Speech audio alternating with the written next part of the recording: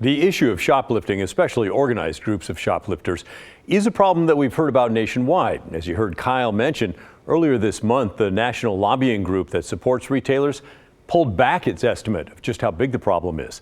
Let's look deeper into that and what went on.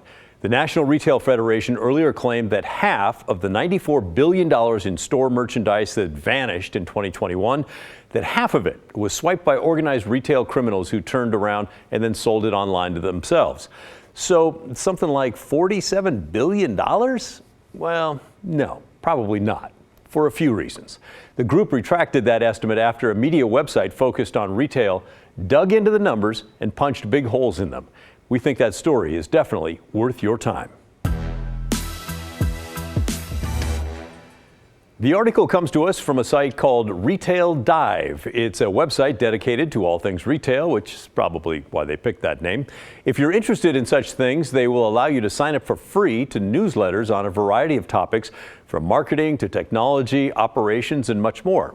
I think it is interesting. I signed up today. But this is the story we want to tell you about. It's from a reporter named Daphne Howland. Her biggest takeaway: the retail industry lacks terms that are consistently used by everyone to mean the same thing, and that then leads to confusion and less than accurate numbers. For example, let's take the term shrink. It's often thought of by the public to refer to shoplifting, but this story points out that shrink actually covers three different things. External theft, there on the right side, is 36% of the shrinkage, and that does include organized retail theft. But shrink also includes when employees steal from the company themselves at about 29%.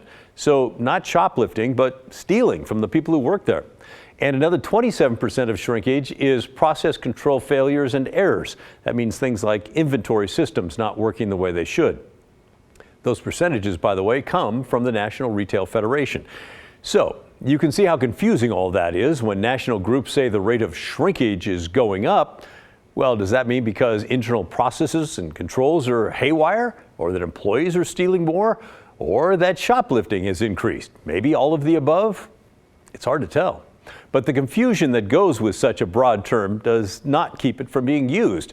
For example, the National Retail Federation, according to this story, estimated that nationwide shrink totaled $93.9 billion in 2021, and the very next year it hit $112.1 billion, which does sound like a big jump, and it's not nothing for sure. But when you take a look at how shrinkage has moved as a percentage of total retail sales by year, which the reporter here did, it's sort of kind of holding steady.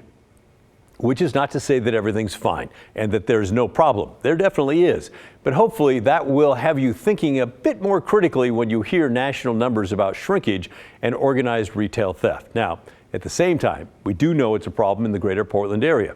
Our cameras have caught people strolling out of the Nike outlet store, for example, carrying as many boxes of shoes as they can, stealing them in broad daylight. We've also seen how stores have changed their hours, changed the layout of their aisles, and also hired security guards that check your receipt as you leave. It's hard to believe the stores would be going through all that, spending all that money, if retail theft and shoplifting was not a major problem. Now it's your turn. Weigh in, will you? First, what do you think about Kyle's story and that prosecution rates for shoplifting in Multnomah County have risen up to our neighbors in Clackamas and Washington counties?